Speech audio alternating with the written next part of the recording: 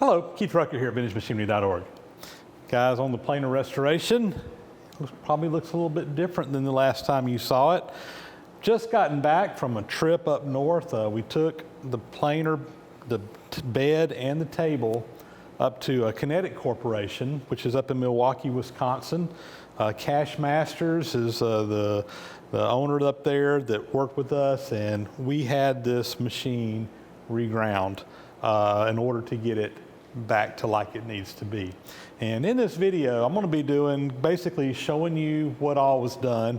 It's going to be a voiceover video. I was really wanting to get Cash on camera and let him kind of talk about some of the stuff we were doing, but guys, we just didn't have the time to do it. We really just worked our tails off getting this job done. And it was a 3-day job to do all the grinding that we did on this. And I took a bunch of video clips. I'm going to voice over that. Like I said, I was really wanting to get Cash on there, but we came in. We left here, my shop, around lunchtime on a Wednesday. We drove to Nashville, Tennessee. We had to stop there. Lance Balsley from down in Gainesville, Florida, went with me. Lance actually was great enough to drive his truck and pull his trailer up there. Of course, he had a reason for doing so. He actually took his planer up as well. And unfortunately, we weren't able to get all of his work done, so he had to leave his. We brought mine back, but Lance is going to be back up there in about a month. He's going to pick his up and bring it back. But Lance drove up there. We had to stop in the Nashville, Tennessee area on the way up. We had to stop in Peoria, Illinois, just north of Peoria, to look at some different things, some things that we had planned. Ended up basically at Cash's shop first thing on Friday morning. We were there 8 a.m. We unloaded the stuff and we got started grinding. And again, this job, it took about 3 days to get everything done. We started, when we got there, we did a little bit of grinding on Lance's table first, and we kind of switched over and started on mine, did mine completely through. Really, we started probably about lunchtime on Friday on this planer, and we finished up literally about 5:30 p.m. on Sunday afternoon. We got loaded up and hit the road heading back south on Monday morning early. So didn't get a chance to get Cash on the talking and telling you about what's going on, but I'm going to do a voiceover and we're going to show you the whole process from start to finish. Guys, this was really a great trip and I am just super satisfied with the end results. So without further ado, let's get in here and take you on the journey of getting this planer completely ground in where it's just really in awesome shape. So we're starting out here. We got the machine unloaded off the truck, pulled into the shop, and just laid over there. You can see Lance's planer next to it, but we used the overhead crane in the shop there that that Cash had quite a bit throughout this. I don't know what we would have done without the overhead crane there, but here you see us. We're just taking the table off. He's got some real heavy-duty welded up sawhorses there that we worked off of, where we could kind of work with this thing. We had to flip that table over several times going back and forth, but again, using the overhead crane really made easy work of it. But basically, to start with, we just kind of got it over here. We started just checking things out really well, looking over everything, and then took it over to the big grinder. And then we're putting it, this is a big, huge magnetic chuck on the grinder that we're setting it down on right here. And we are setting it down on a plane surface on the bottom of the table there that it was planed in originally, and it was an original surface, and basically it was in pretty decent shape. So that was basically working off an original surface.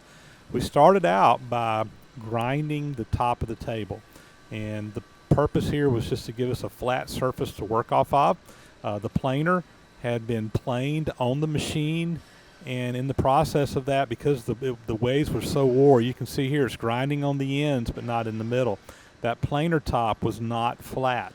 It was actually planed on the machine, and again, because of the wear in the machine, it did not plane a flat surface. So we had to get the top flat to start with, so we had to remove quite a bit of metal here just to get it down. I don't remember the exact amount we took off, but it was probably 20-30 thousandths, I'm thinking, to get everything down. And you can see here it's pretty well cleaned up now, pretty much ready to go back on there. You can see the big planer here, or excuse me, the grinder, and he had a big wide wheel on here. It basically is just stepping over just like a surface grinder does. They're always using this flood coolant on there to keep things cool. This big grinder that he's using is, I mean, I can't remember the total length of it. That's an 8-foot long table on there, and you can see there's quite a bit of extra space on there. Once we got the table top ground flat, we flipped it over, and you can actually see that surface that we were chucking on before. This is where the rack was mounted on the bottom, and we just touched it up on the grinder just to make sure it was nice and flat. That's what we were been using. It was originally a plain surface that was original to the machine, had no wear in it, but again, we're just touching it up. And again, just over years, it was not perfectly flat. It was a little bit high on the ends, not by a lot. Didn't take a lot to really fix it, but we got that touched up, and then we flipped it back over again since we made some adjustments to the bottom, and this time we're just touching the top up again to make sure we got a nice, good, flat surface all the way across there. And over here, what basically we're looking at is we've got the bed up on a big, huge surface plate, and Lance and I started making some measurements, trying to get an idea of how much wear was in there. I had measured about 25 thou originally, but we got a big cylinder square in there that's sitting in the ways. Very similar process I used when I was doing my inspection, but this time we were working off the surface plate, just going across the top of that. And using an indicator, we were able to check the differences from the center to the end. Center was higher, just like we had measured before. Back over here on the tabletop, now we're putting it down, and we're getting ready to start grinding the ways. And right here, Cash is using a dial indicator. He's just running it on a plain surface. That's on the side of the table that was an original surface. And just to get it lined up, amazingly, this thing was within a thou or two all the way down. It was really a pretty good surface and had not moved much, so that gave us a good indication. And with that, we started working on the ways themselves. And he had a wheel that you can see it was ground at 90 degrees, kind of a triangular shape to match the geometry on the ways. And here he's just side wheeling it, so basically using one side of the wheel than the other side of the wheel. A lot of times he would do this. He's got another grinder that's a way grinder that they can do angles on. Unfortunately, my top, or my base rather, was a little bit long for that. So he custom ground this cutter here to do this job with the 90-degree angle on there. And we just started on what we felt like was the worst way, and started, once we got that one done, we went to the other side, got them cleaned up, and just basically worked our way across the machine to get all of the different surfaces ground using this little triangular shaped or 90-degree shaped wheel. Worked out really good. There was a lot of wear on these ways. Again, it was high in the middle, low on the ends. There you can see once we got the grind on there. And you can see also to the left, that surface over there, we ground the bottom there just so we had a reference surface that we could use for measurements later on that was ground in on everything else. That was originally a plain surface. But we got both sides of that first way ground, and from there we basically started working on the other side. He also ground the tops of those so it didn't come to a straight point, and that's original. That's like it was originally done when the ways were planed at the factory. So from here, Cash basically goes over to the other side and starts working on those. Same process here, and he had made measurements where he knew how much material he had taken off of each side, and he was basically taking the same amount off of everything to try to keep things lined up and in alignment. And this process here, this took quite a while. We worked on these ways really a good bit of time. We're actually on the second day of grinding, well into the second day of grinding, where you're looking at us now here, and just trying to get all this stuff worked out. It was again, a lot of material had to come off of these to get them cleaned up, and but Cash, I was really amazed later on when he put everything together. It just matched up perfectly. You can see how it's grinding more on one side than the other here, but we eventually got everything all cleaned up.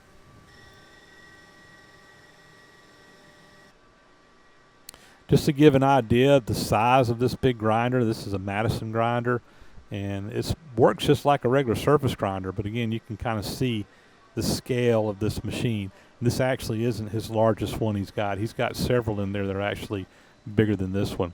Now what you're looking at is once we got everything ground in, rough ground, he's going over here and he's dressing his wheel. He's got a little fixture here to put those angles in there. He ground both sides of the wheel to get everything a nice fresh grind on it. And here you can kind of see this. It's an interesting little fixture. It's actually a homemade fixture that he picked up somewhere along the way. It's got a lathe cross slide on it, but they can adjust the angles on there to do different angles, and really works well. He's using a cluster diamond to get the wheel dressed up. So he got everything dressed on the wheel, went back over here. We had not moved the setup yet, and just put a finish grind on all of these ways to just get everything where the angles were just right. Here we're making some measurements. Before I went up there, I actually drilled some holes in the end of the table and the base and put some dowel pins in there, and we were able to use a depth micrometer here to measure down to those, and that gave us some measurements to kind of give an idea of how much metal we were taking off. Now we pretty well got the top is ground and pretty well finished here, I believe.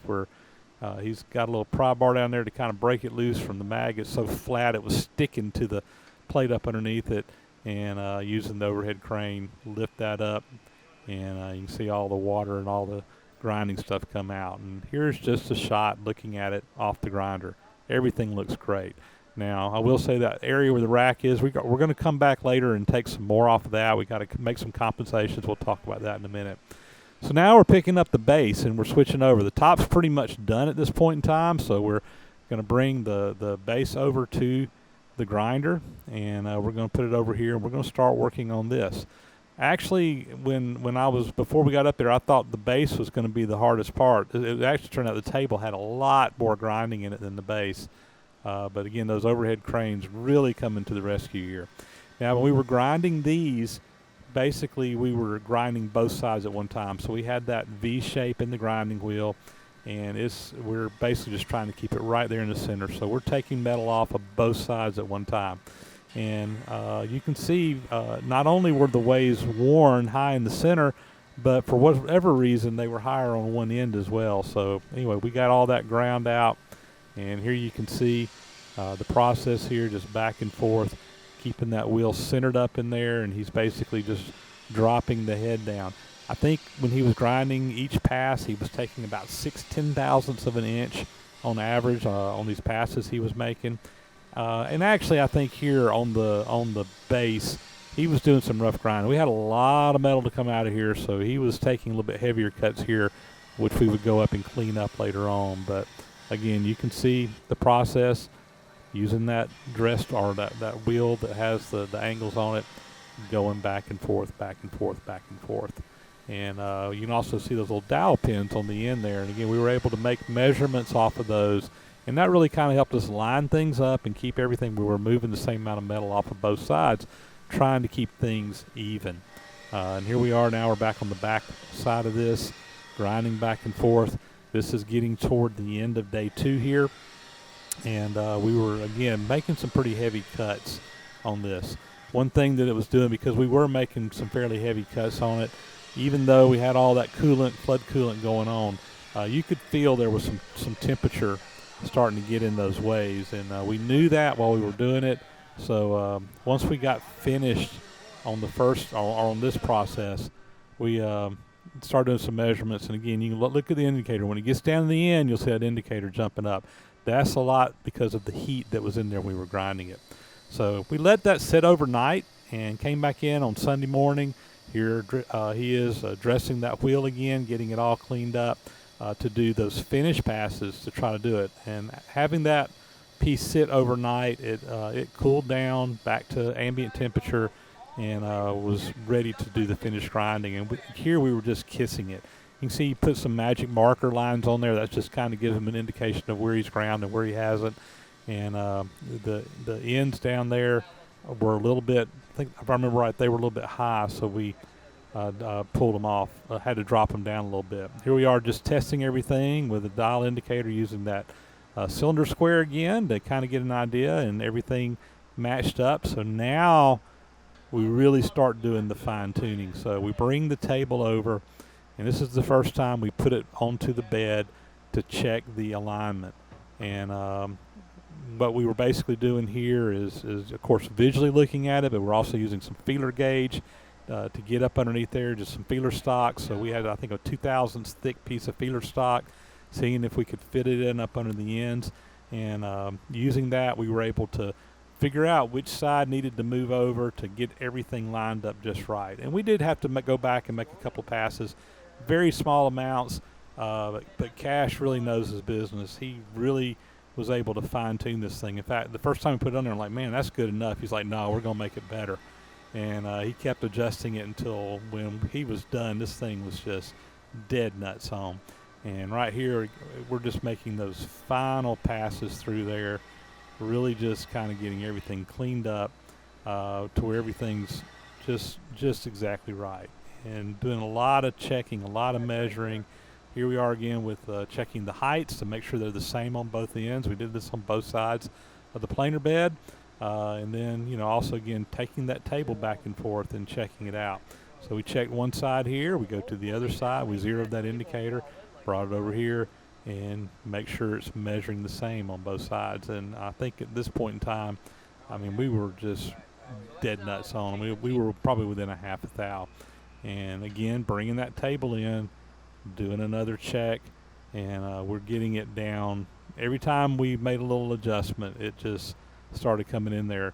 At the very end, again, we were able to get maybe a thou or two in a couple places up underneath there, but it really was looking good. Here we are running an indicator, and you can see on this side, it raised up about a thou and a half, I think, is what we ended up measuring from one end to the other, variation across there.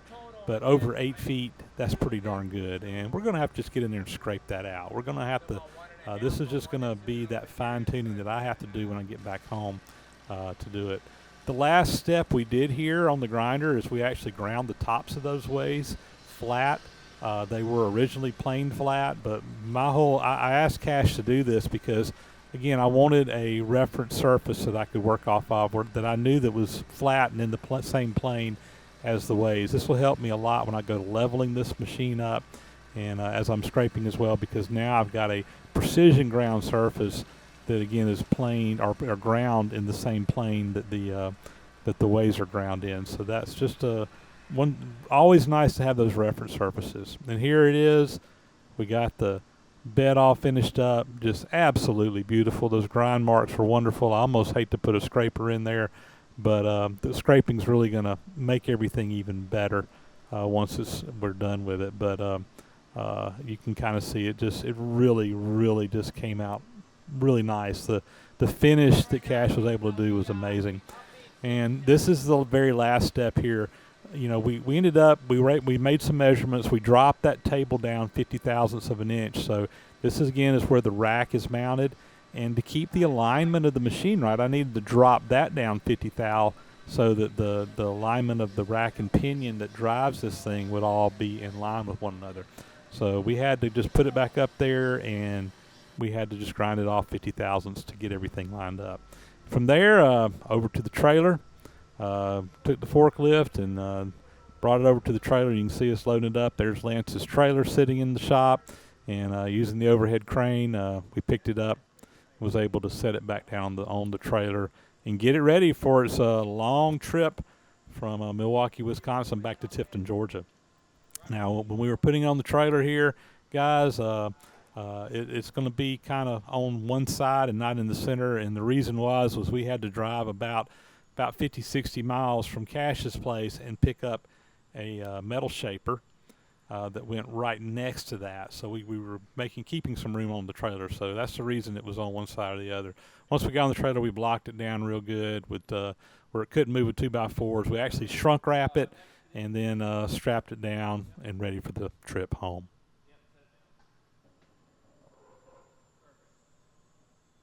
Well, there you go, and we're back in the shop now, as you see. So we pulled out of Milwaukee first thing. Actually, we drove down to Rockford, Illinois, I guess, on that Sunday night. Spent the night there, coming home on Monday morning, we made a stop outside of the Chicago area. Lance picked up a couple of machines to take home with him.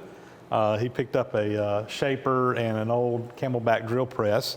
So we had room on the trailer since we left his up there, and he had already worked out a deal to bring some stuff back. And then we pretty much drove all the way back. We drove down just south of Chattanooga on Monday, got in there about 8:30, 9 o'clock at night, and then got up early on that Tuesday morning. And we were unloaded, and Lance was out of my shop by 10 a.m. So we got out real early there. But all in all, really happy with the results here. This machine is in great shape. Now, a couple of questions I know it's going to come up. People are going to say, hey, since you had it ground, are you going to scrape it? And the answer is, on the ways, on these sections here, yes, we will scrape it. This machine is ground in. We're estimating, just off of what we saw, over the 12-foot bed. The bed is 12 foot long, the table's about 8 foot long. We're within about 2 thou on the grind job. Just doing some quick measurements we were able to do up there, which may sound like a lot, but over that length, that's really pretty good. And actually, most of it that's out is on the very ends. We had some issues on the very ends down here where it was just, I think it was just where the magnet was pulling the bed down a little bit. In fact, when we released the magnet, you could actually see on the indicator it's springing back up. So no big deal. We're going to scrape everything in. We really want to have that scraped surface for good oil retention. You really don't want two ground surfaces rubbing on each other in ways. You want to have that broken up surface that you get through scraping. And I've had a lot of people say, well, just flake it and be done. Well, we're going to go ahead and scrape it. We're going to actually use the two pieces to match each other, and we'll be doing plenty of video of that later on, but we will scrape that in. Second question, I know people are going to ask, because I've already been asked, how much did this cost? Well, guys, I'm just going to answer it this way, because I talked to Cash on how he wanted me to answer this.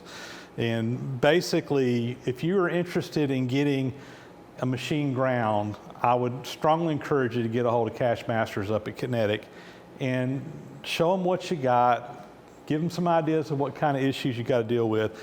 Because really what it boils down to is Cash is going to charge based on hours in the shop. He's got an incredible shop up there with some incredible equipment in there. They're using that equipment every single day. And guys, it costs money. It costs money to run that equipment, to keep it up, to the overhead, and so on. His shop rate for doing this kind of work is about $1,200 a day. So $1,200 per day that's in there. And so you can do the math. This planer job here was about a 3-day job. So, that's about what it's going to cost me to get this done. But had I had to scrape this thing in, I don't know that I could have scraped it in. We dropped the table on this a total of 50 thousandths of an inch. So between the wear in the bed and the wear in the ways up underneath here, it was about 25 thou each, which ironically is more or less what we measured when I measured it originally. That was about the total amount that we dropped everything down. There's no way I could have scraped that. That would have taken me a lifetime. So getting this job ground was really the way to go. The tabletop up here, yes, we ground that in just so that it could sit flat. We will actually, the last thing we do on this job is we will plane the top of this table. And it's almost a shame because it's such a beautiful grind job, but we want to get the table surfaced on the machine so that it's absolutely true to the machine after we do all of our scraping and everything else. So when it's all said and done, there's really not going to be very many ground surfaces left. But trust me, having Cash do that work, I mean, there was no other way that I could get around doing it. And he does this kind of work on all kinds of machines. So I know he's done lathes, he's done these shapers, or planers rather. I'm sure he's done pretty much anything. So if you got a big machine, give them a call up there, talk to them, and it's not cheap. It costs money, but they do an outstanding job. I cannot say how impressed I am with the skill that Cash put into this.